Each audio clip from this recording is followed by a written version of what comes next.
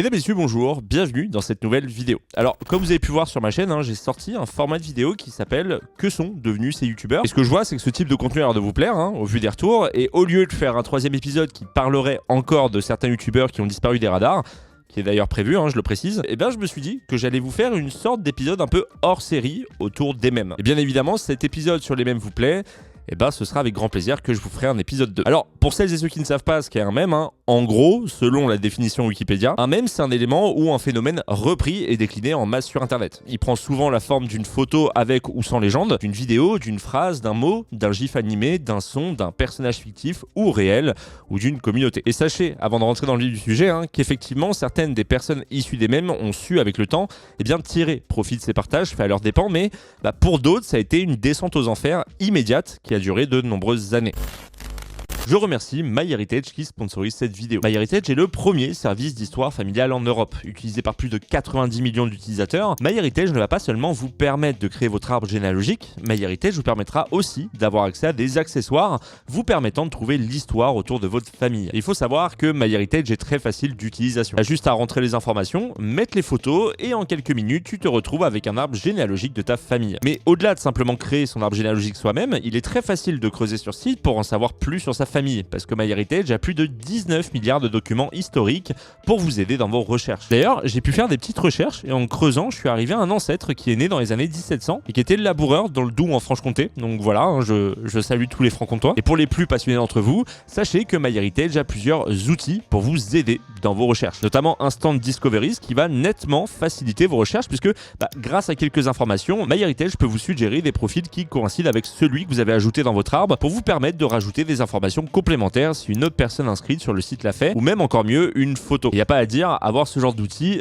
ça fait quand même gagner pas mal de temps. Également, si vous avez des photos de vos ancêtres en noir et blanc, sachez que MyHeritage vous permet de coloriser vos photos noir et blanc en couleur. Vous avez juste à mettre la photo, attendre 5 secondes que la photo se colorise, et voilà, vous l'avez en couleur avec un avant et un après. Donc si créer votre arbre généalogique vous intéresse, n'hésitez pas à cliquer sur le lien en description, ça vous donnera directement le droit à 14 jours gratuits. Sachez que ça soutient de fou la chaîne, donc merci à toutes celles et ceux qui le feront.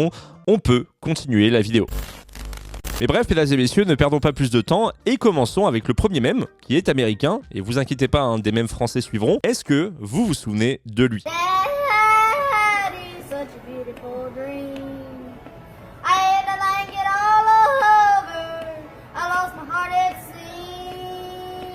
Comme vous avez pu l'entendre, on va commencer cette vidéo avec Walmart Yodeling Kid. Alors, il est fort possible que vous ne le connaissiez pas parce que ça a été filmé aux États-Unis et c'était il y a genre 6 ans, mais c'est personnellement un mème que moi j'adore. Et franchement, croyez-moi quand je vous dis que son histoire vaut le détour. C'est donc le 1er avril 2018 que la chaîne Emoji poste sur sa chaîne YouTube la vidéo d'un jeune garçon de 11 ans yodelant. Alors oui, le yodel, pour celles et ceux qui ne connaissent pas, c'est ça.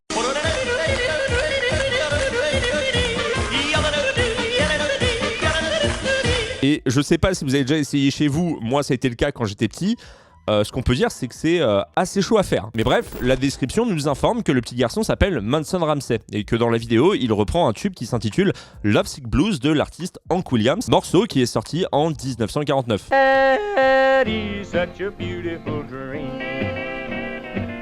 Dites-vous quand même que le morceau a plus de 70 ans. Et la chaîne YouTube qui a posté la vidéo espère que le petit garçon soit repéré pour passer dans l'émission d'Ellen DeGeneres. Et ce qu'il faut que vous disiez, c'est que l'émission d'Ellen DeGeneres, c'est l'un des plus gros et influents talk shows des États-Unis. Et en quelques jours, la vidéo va atteindre les 25 millions de vues et ça va déclencher deux choses importantes. La première, il est invité sur le plateau d'Ellen DeGeneres. Bon, voilà, en gros, le rêve a été instant réalisé. Voilà, il n'y a même pas de surprise. Et la seconde, sa vidéo a fait tellement de vues que ça a suscité un nouvel intérêt pour la chanson Love Sick Blues de Hank Williams. Dites-vous que l'engouement et le buzz ont été tellement énormes que la chanson s'est hissée à la 3e place des chansons les plus streamées au monde sur Spotify en 2018. Du coup, méga buzz mondial, une médiatisation énorme pour un gamin de, je le rappelle, seulement 11 ans, mais que s'est-il passé pour lui après? Eh bien, sachez qu'après ça, il a enchaîné. Voilà, je pèse mes mots. Il a réalisé son rêve de passer dans Grant's Hall Opry le week-end suivant le talk show d'Ellen DeGeneres et le 13 avril, soit à peine 12 jours après que la vidéo ait été postée, il a tout simplement été invité par le DJ américain Withan à monter sur la scène de Coachella en Californie.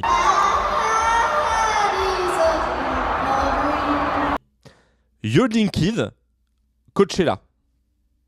dans le plus grand des calmes.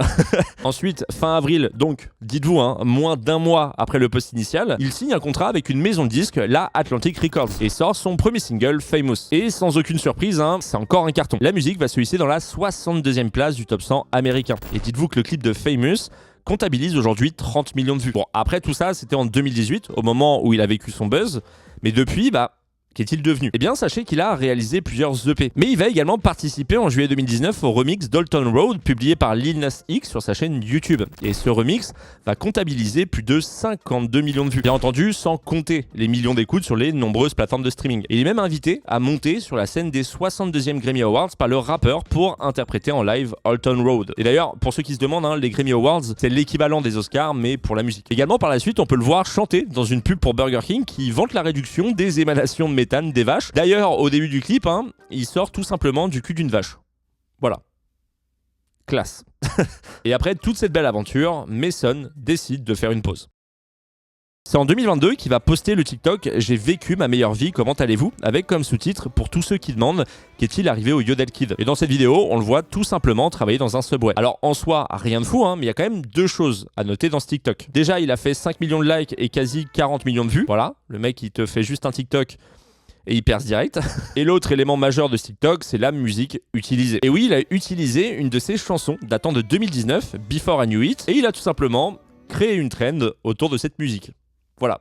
Dites-vous qu'il y a eu plus de 365 000 vidéos avec ce son de personnes qui racontent ce qu'ils sont devenus. C'est énorme, en vrai. Le mec, il te poste juste un TikTok, il arrive à te recréer une trend.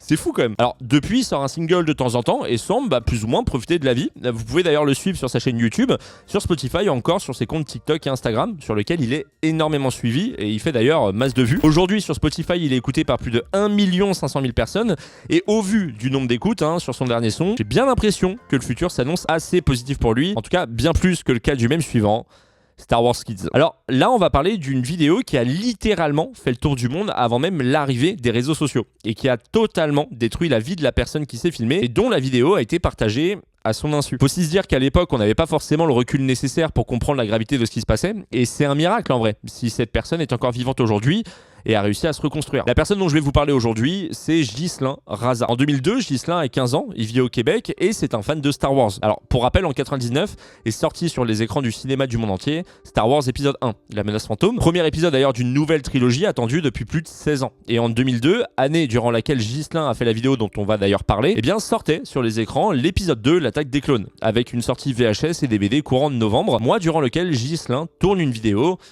cette vidéo.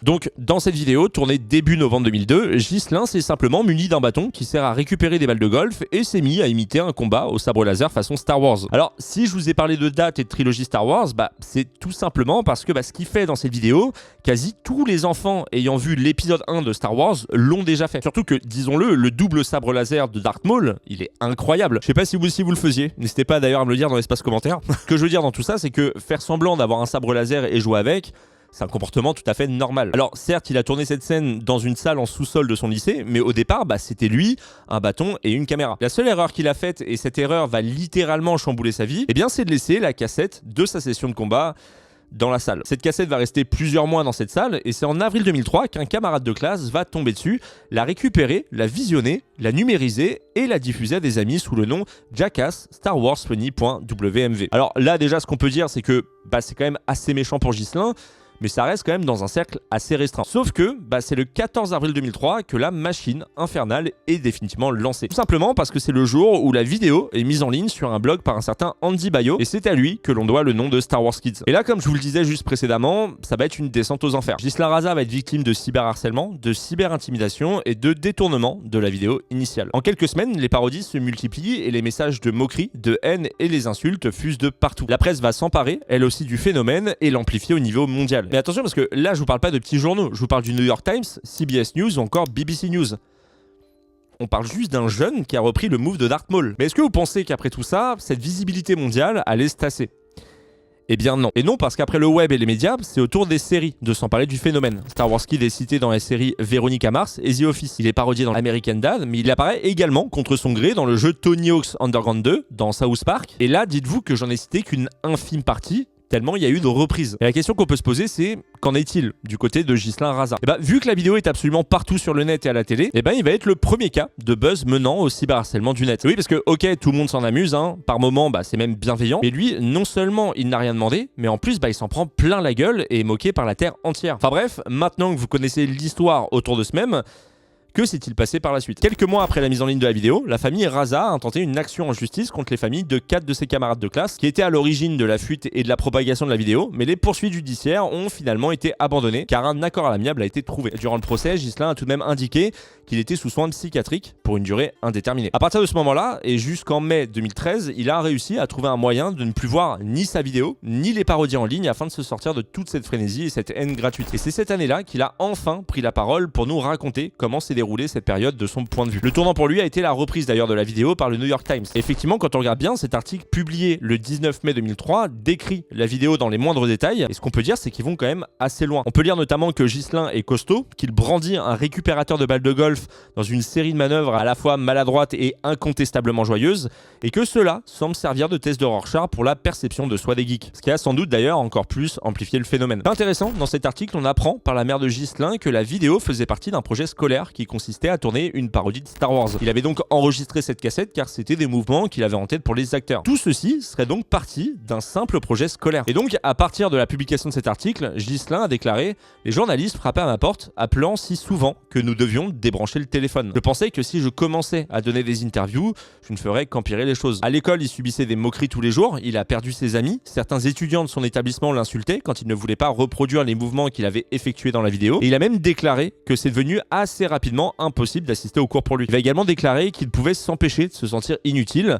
et que c'était une période très sombre pour lui. Il a par la suite passé ses examens dans un lycée affilié à un hôpital local, ce qui a déclenché des rumeurs selon lesquelles il avait été envoyé dans un service psychiatrique. Dans tout ce déferlement de négativité, des internautes avaient lancé une pétition pour que George Lucas le fasse jouer dans l'épisode 3 de Star Wars, mais vous en doutez, ça n'a malheureusement rien donné. Autre point positif, des fans de Ghislain, et sans doute également de Star Wars, avaient organisé une collecte de fonds afin de lui montrer leur soutien. Et en moins de 2 semaines, ils ont récolté pas moins de 3250 $. Ils lui ont donc envoyé un iPod et des chèques cadeaux d'une valeur de 2600 $. Alors, son actualité la plus récente, c'est le fait qu'il a remporté en mai 2021 le prix Henri Capitan, ainsi que le prix de dissertation Wainwright pour la meilleure contribution écrite au droit civil durant ses études de premier cycle, et le Pilar Sig Graduate Award in Law durant sa maîtrise. Et c'est en 2022 qu'est sorti un documentaire sur toute sa vie depuis la fameuse mise en ligne de la vidéo. Et Ghislain a donc décidé, plus de 20 ans après, de revenir sur ce qu'il a vécu, mais aussi de nous donner de ses nouvelles. Dans ce documentaire, nous avons aussi le droit, face à face entre Ghislain et Andy Bayo. Alors, on en a parlé un petit peu plus tôt, c'était le gars qui avait diffusé la vidéo sur le net et qui l'a renommé Star Wars Kids. Il nous dit être bourré de remords, mais il s'attendait pas à un tel impact, sinon il l'aurait jamais diffusé. Et en vrai, quand on y réfléchit bien,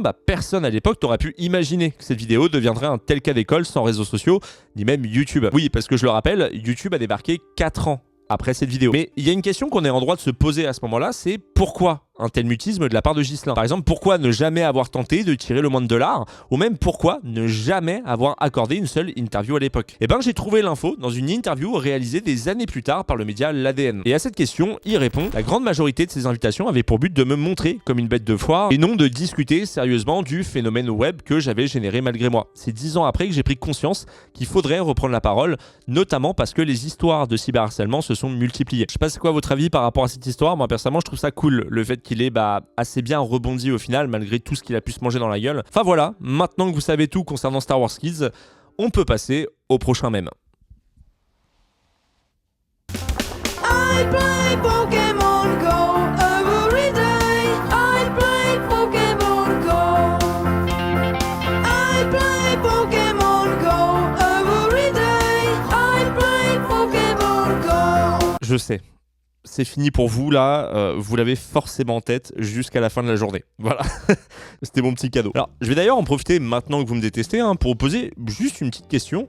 Est-ce que pour vous, l'époque Pokémon Go fait partie d'une des meilleures époques que vous ayez vécues. Genre juillet-août 2016, juste à marcher dans toute la ville pour essayer juste de choper des Pokémon ou d'aller directement à des Pokéstops, qui fait qu'on pouvait même marcher 10 km juste pour pouvoir avoir quelques petits trucs en plus. Le nombre de vidéos également qui ont circulé, surtout qui ont buzzé sur le net, de mouvements de foule dans les parcs des 4 coins du monde pour un seul Pokémon. Et dites-vous que les ventes de batteries externes ont littéralement explosé durant juillet 2016 grâce à l'engouement Pokémon Go. Des lieux ont vu leur visite boostée parce que certains spots justement y étaient présents. Et même encore en 2023, plus de 70 millions de personnes y jouaient tous les mois. Du coup, qui dit engouement dit buzz. Et bien entendu, l'un des plus gros buzz autour de Pokémon Go a été réalisé par un certain Misha. Alors, pour vous donner un petit peu de contexte, cette musique a été principalement popularisée par PewDiePie, mais moi, personnellement, je l'avais connue grâce à Amixem. Tu sais, contre le racisme, j'ai une solution.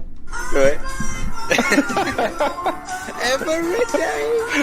Et bref, cette vidéo de Misha a été un carton international. Et dites-vous qu'aujourd'hui, donc 7 ans après la publication, la vidéo comptabilise plus de 98 millions de vues. Alors, Pokémon Go Song a été posté sur la chaîne de Misha le 16 juillet 2016, mais il n'était pas à son premier coup d'essai. Leur kiff, c'était de choisir un jeu et de faire une musique autour de ce jeu. On a le droit par exemple à Minecraft, à League of Legends ou encore le célèbre Pokémon Go. Et que ce soit ces chansons-là ou même la musique autour de Pokémon Go, à chaque fois, il arrivait à taper juste parce qu'il tapait des millions de vues. Bon, même si je pense que c'est principalement l'engouement autour de Pokémon Go qui lui a permis de faire davantage de vues sur ses autres vidéos, ça n'empêche pas le fait que faire à chaque fois plusieurs millions de vues sur une seule musique, c'est quand même pas mal. Alors par contre, vous en doutez, qui dit succès dit forcément haters. Et là pour le coup avec Misha, ça a pas trop loupé quoi. Son clip a été dislike par plus de 2,4 millions de viewers. On peut dire que le ratio il est pas foufou. Il y a eu également des tonnes de vidéos de créateurs qui se sont moqués de ses talents de chanteur ou même de son physique. Mais fait intéressant, il s'est pas laissé abattre. Il a même décidé de répondre à tous ses haters en faisant une musique qui s'intitule Song for All Haters.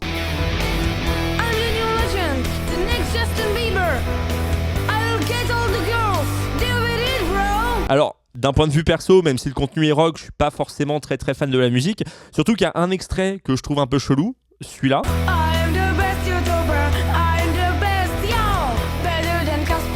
Alors oui, il se balade en pleine rue avec une liasse de billets et achète des meufs tout en crachant sur les autres youtubeurs. Voilà, bon, c'est pas foufou. Et maintenant que vous savez tout concernant le succès de Misha, eh bien, qu'est-il devenu? Alors, il y a quelques années, il a accordé une entrevue avec Daniel Tosh de la chaîne YouTube Tosh.0. Et à la question, est-ce que tu en veux à ton frère pour tout ce que ça t'a apporté de négatif? Eh bien, voici ce qu'il a répondu. Not really, because in the end, he's the one who made me famous. Il est aujourd'hui âgé de 17 ans et il continue la musique. Alors, il fait pas autant de vues qu'avant, mais il continue quand même son chemin proprement en faisant plusieurs milliers de vues par vidéo. Ce qui est marrant, c'est qu'aujourd'hui, Misha est passé totalement à autre chose. Il propose des compositions électro, sérieuses et plutôt bien produites, mais il conserve ses anciens buzz et anciens bad buzz en ligne.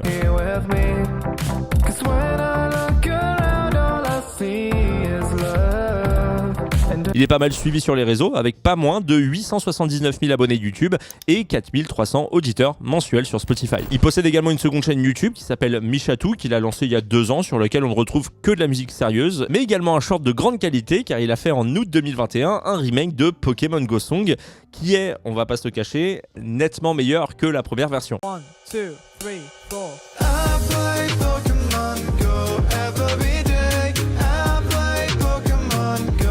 Enfin bref, on lui souhaite que le meilleur dans la musique, et bien entendu, si vous êtes curieux, je vous mettrai le lien d'une de ses musiques dans la description. On peut passer au mème suivant. Maintenant, je vais vous parler d'une des photos les plus connues dans l'histoire d'Internet.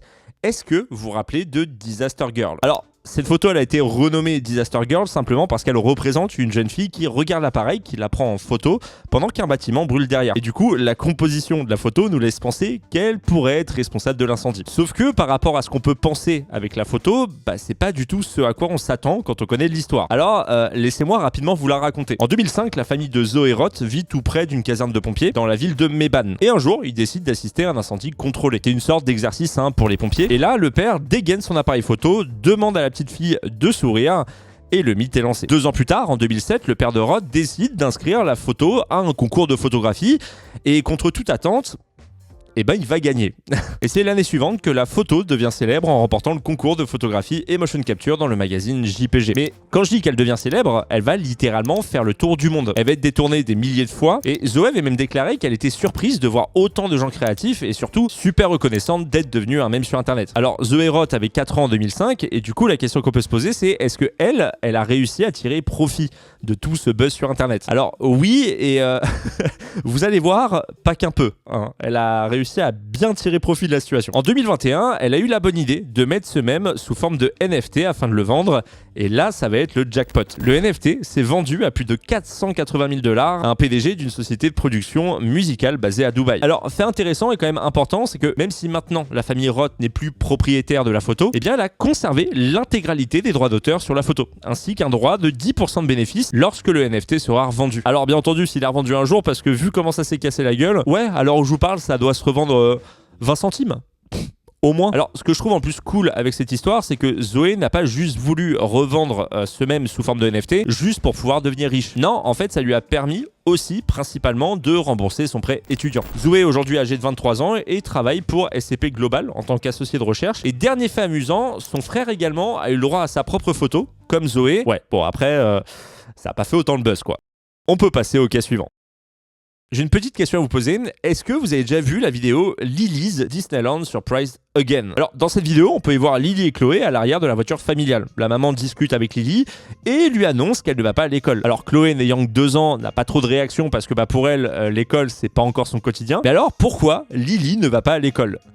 Bon, c'est un peu con parce que c'est écrit dans le titre de la vidéo. Et oui, sans aucune surprise, la maman et le papa ont fait la surprise aux 2 filles d'aller à Disneyland. Alors, on peut voir que Lily se met à pleurer de joie. Et j'avoue que à son âge, moi personnellement, j'aurais réagi pareil. Hein. Je sais pas si vous aussi, mais personnellement, quand j'étais petit, Disneyland, c'était un truc qui était incroyable. Mais du côté de Chloé, la réaction est un petit peu différente. Alors, je sais pas si c'est de la méfiance ou du jugement, mais quoi qu'il en soit, l'un des mèmes les plus connus et les plus utilisés du net est né ce 12 septembre 2013. Mais attendez, parce que c'est pas la première fois que Lily a fait le buzz sur internet. Puisqu'en 2010, Lily avait déjà été surprise par sa mère le jour de ses 6 ans avec une annonce de voyage pour Disneyland.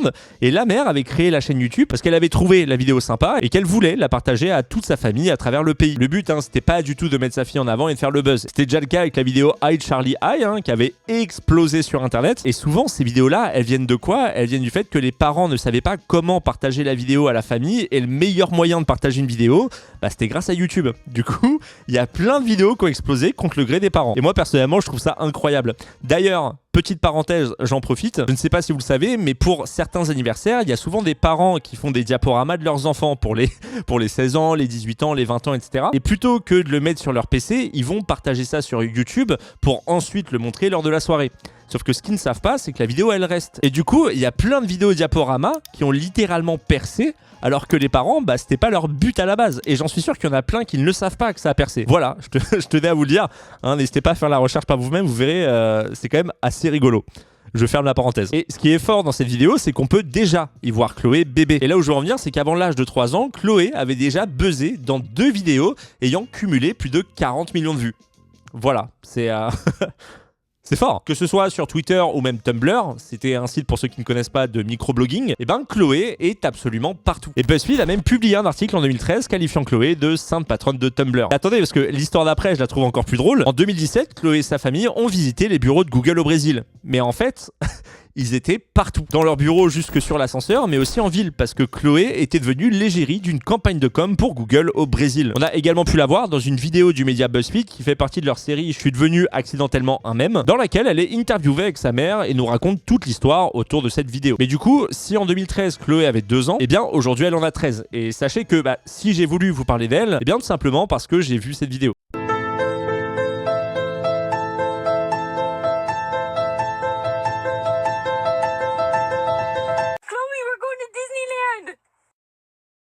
Alors, cette vidéo a été postée sur un compte TikTok où elle a fait plus de 7 millions de vues, mais aussi sur Twitter où elle a fait plus de 27 millions de vues. Et si j'ai voulu vous parler de Chloé, c'est tout simplement parce que bah c'est pas elle en fait. Alors j'ignore si cette vidéo a été faite premier degré ou si c'est juste un clin d'œil à la vidéo d'origine, mais le fait est qu'un grand nombre pense qu'il s'agit bel et bien de Chloé. Du coup voici à quoi ressemble Chloé aujourd'hui. Et d'ailleurs sur Instagram, elle est pas mal active et concernant son mème, eh ben j'ai deux choses à vous dire. La première est que la vidéo d'origine comptabilise aujourd'hui plus de 22 millions de vues, et la seconde c'est le fait que le mème a également été vendu aux enchères en tant que NFT en 2021 pour la somme de 25 Ethereum. Et vous savez quoi? Eh bien c'est une célèbre société musicale basée à Dubaï qui a acheté le NFT. Voilà. Et pour ceux qui se demandent, hein, oui, c'est bien la même boîte que ceux qui avaient acheté le NFT de Disaster Girl. Enfin voilà, c'est tout pour l'histoire. On peut passer au cas suivant. Et ce qu'on peut dire, c'est que le cas suivant, c'est quand même un sacré cas. Alors là, on va parler d'un buzz de l'internet qui date de 2010. Je vous parle d'une figure tellement emblématique du net que beaucoup de youtubeurs français en ont parlé en vidéo. Alors certains voient en lui un illuminé et d'autres en voient un gros troll, hein, voire même le troll ultime. Parlons maintenant du grand monarque, du Christ cosmique. Parlons de Sylvain Durif.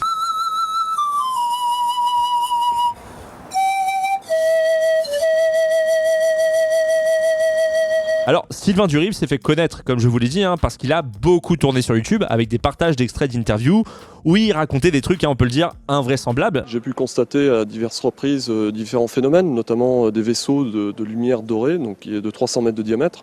Donc ça, ce sont les vaisseaux de la Vierge Marie, donc qui sont montrés 2 fois à mois dans la région. Mais aussi bien parce qu'il a une chaîne YouTube sur laquelle il postait assez régulièrement des vidéos. Alors, je vais pas parler de lui pendant 1 heure, hein, je vais être tout à fait honnête, j'avais pas forcément envie de regarder toutes ces vidéos autour de lui là, mais je vais vous mettre quand même ses meilleurs passages, voilà, pour que vous puissiez certains vous rappeler avec nostalgie du début de YouTube, mais également parce que on peut le dire que ces passages ils restent quand même mythiques. Je suis le grand monarque, c'est-à-dire qu'en fait j'incarne l'énergie du Christ cosmique, ce qu'on appelle le Christ cosmique. C'est pas Jésus, hein, il y a Jésus d'un côté et il y a le Christ de l'autre. À un moment donné, je vois apparaître des singes et des serpents sur mon lit, et puis il y en avait partout. Ils dansaient dans tous les sens, j'étais comme dans Mowgli en fait. Et vous savez ce qu'a répondu ma mère? Je me donne dans le mille. Elle a répondu, c'est tout simplement une hallucination collective. J'ai pu observer la Vierge Marie elle-même, donc elle s'est manifestée sous la forme d'une boule de lumière blanche avec du bleuté à l'intérieur.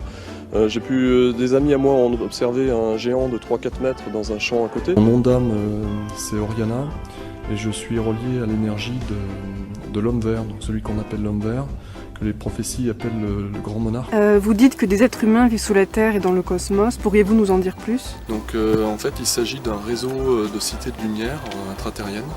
On appelle le réseau Agartha, que sur Aldébaran, il y a des laboratoires de préparation au surhomme, et il m'a indiqué que moi-même je serais un surhomme en fait, mélange entre un homme-oiseau et un homme-loup. Et depuis cette grotte, en fait, j'ai demandé dans l'énergie aux 2 clans, donc les loups-garous et les vampires, de venir à ma rencontre. Et là, le Camon-Ray il dit « Waouh, qu'est-ce que c'est que ce truc là qui sait, ils vont nous attaquer, etc. » Non, je lui dis écoute, on dirait un vaisseau spatial. Dis simplement bonjour à nos frères et sœurs de l'espace, parce que visiblement ils sont pacifiques, et t'inquiète pas, il n'y a rien à craindre. Alors tout d'abord, ce qu'il faut savoir, c'est qu'il s'est fait remarquer en décembre 2012 lors de la venue de plus de 250 journalistes de Bougarache pour la fin du calendrier Maya. Et oui, parce que ce village de l'Aude avait été promu par son maire en 2012 comme le lieu de la survie à la fin du monde. D'ailleurs, j'ouvre encore une petite parenthèse, mais je trouve ça fou le nombre de fois où on annonce la fin du monde pour un événement. Moi je me rappelle, je sais pas si vous aussi, je crois que c'était l'éclipse de 99 ou 2000. Voilà, plein de gens croyaient qu'on allait mourir après l'éclipse. Bon, au final, hein, il s'est absolument rien passé. Ni mire ni mort, un pot cahuète en guise d'apocalypse et de grand délire de soulagement. Moi j'en ai eu des apocalypses, alors celle-là, elle est pas trop mal. Il pourrait y avoir mieux, hein, c'est sérieux. Mais voilà, je sais pas si vous aussi vous aviez vécu cet événement de l'éclipse. Personnellement, il m'avait fait pas mal rire quoi. Et le maire de la ville avait décrit Sylvain comme le triste comique. C'est un prédicateur vraiment haut perché. Et depuis, que s'est-il passé? Eh bien en 2013, il a tenté de se présenter aux élections municipales dans la ville d'Arquès, une ville proche de Bougarache. Puis en 2014, il vise les élections départementales françaises de 2015, mais contre toute attente, hein, sa candidature n'aboutira pas. Malgré ses échecs, il va tenter de se présenter aux élections présidentielles françaises de 2017. Bonjour à tous et à toutes, je suis Sylvain Pierre Durif, le grand monarque, le Christ cosmique, le Messie. Je vous annonce à tous et à toutes ma candidature pour les élections présidentielles de 2017 en France. Mais n'obtiendra malheureusement pas les 500 signatures nécessaires pour participer à l'élection. Encore une fois, on est vachement surpris. Mais depuis, sachez que il poste régulièrement tout et n'importe quoi sur TikTok, réseau sur lequel il est suivi quand même par plus de 22 000 personnes.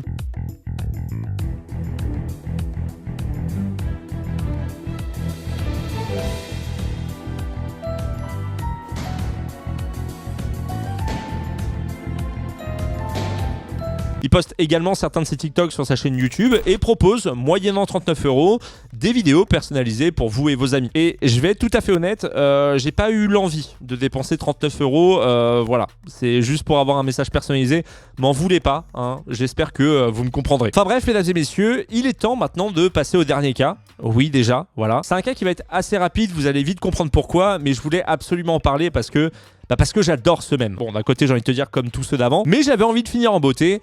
Mesdames et messieurs, laissez-moi vous présenter ce dernier mème. Et le gars qui rentre dans le saloon, super énervé, un petit cow-boy qui rentre dans le saloon. Il rentre dans le cow-boy, il fait... Qui c'est qui a osé peindre mon cheval en bleu? Et là, t'as un énorme gaillard qui se lève du comptoir et qui lui fait... C'est moi, pourquoi? Et le petit cow-boy, il fait... C'est juste pour savoir quand vous allez mettre la deuxième couche.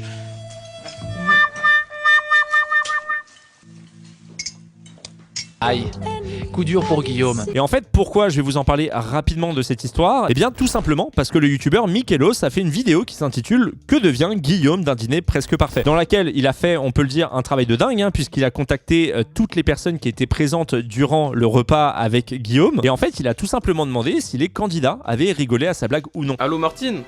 Oui, bonjour Mathéo. Du coup, récemment, j'ai réussi à être en contact avec Bernard aussi. Et lui, il m'avait dit qu'il s'en souvenait plus trop. Justement, de si vous aviez rigolé à ce moment-là. Ah bah si, bien sûr qu'on a rigolé. Alors bon, je suis désolée de peut-être faire tomber le soufflet, mais... Ah bah non, moi au contraire, moi... C'est du fake. Il va également réussir à avoir le numéro de Guillaume et il va directement l'avoir au téléphone. Et voici ce que Guillaume va répondre à tout ça. Est-ce que c'était réel ce qui s'était passé, ce qu'on voit dans la vidéo, ou est-ce que c'était effectivement un montage comme Martine l'affirmait? Et Martine m'a confirmé que c'était un montage. Est-ce que vous confirmez? Est-ce que tu confirmes également? Oui. C'était définitivement un bon vieux gros montage. Il nous faisait répéter des scènes, et il y a des moments où il fallait absolument rien dire parce qu'il voulait faire des plans de tout le monde pour pouvoir les coller dans la caméra. Enfin, en tout cas, et finalement, ils ont collé un montage où ils nous avaient demandé d'absolument rien faire. Quoi qu'il arrive, hein, je vous mets le lien en description. N'hésitez pas à aller voir la vidéo parce que vraiment, elle est très bien réalisée. Mais je voulais absolument vous en parler à la fin parce que je trouvais cette histoire rigolote. Donc, n'hésitez pas à aller voir sa vidéo. Hein. Quoi qu'il arrive, je vous mets le lien en description. Hein. Je vous dis encore une fois, elle est très bien réalisée et surtout, elle est très drôle parce que moi, je suis très content de me dire qu'aujourd'hui, on a enfin la réponse à tout ça. Il a réussi à répondre à une question qu'on avait tous depuis des années.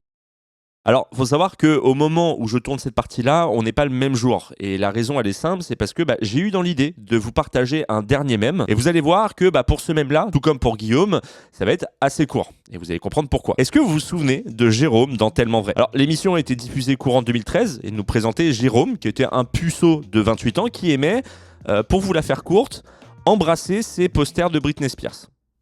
Voilà. Normal. Alors, cette émission, elle est marquante parce que Jérôme semble, on peut le dire, assez malsain, puisqu'il caresse des photos tout en se caressant le torse, il embrasse également ses posters et passe une bonne partie à essayer de trouver une copine. Et donc, on peut voir qu'à la fin, il finit plus ou moins avec une femme, mais au vu de la tête qu'elle tire, on a plus l'impression qu'elle a été engagée par la production. Et faut savoir que forcément, suite à la diffusion de cette émission, Jérôme a été victime de moqueries en tout genre, mais il est aussi et surtout devenu un mème. Et pourquoi cette partie va être également courte? Eh bien, tout simplement parce que le tribunal a fait une vidéo où il interviewe Jérôme. Donc du coup, si vous voulez savoir ce qu'est devenu Jérôme et aussi savoir si tout était vrai dans Tellement Vrai, eh bien allez voir sa vidéo, elle est complète sur le sujet. Quoi qu'il arrive, également, je vous mets le lien en description.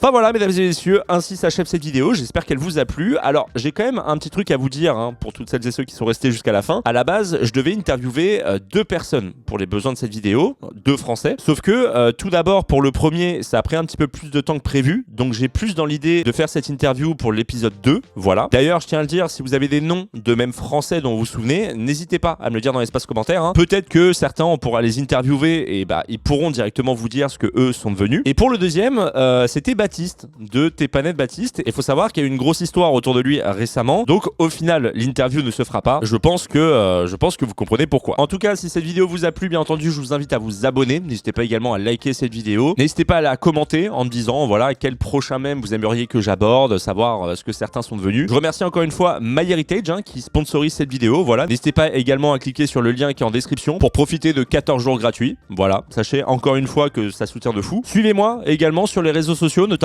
Instagram. En fait, faut savoir que c'est le seul réseau social que j'utilise. Donc n'hésitez pas, je vous mets le lien en description. Je vous informe quand je prépare et quand je vous sors une vidéo. Il est temps pour moi de vous laisser. Moi, je vous dis à très bientôt. Prenez soin de vous, profitez de la vie. C'était Sir Gibbsy.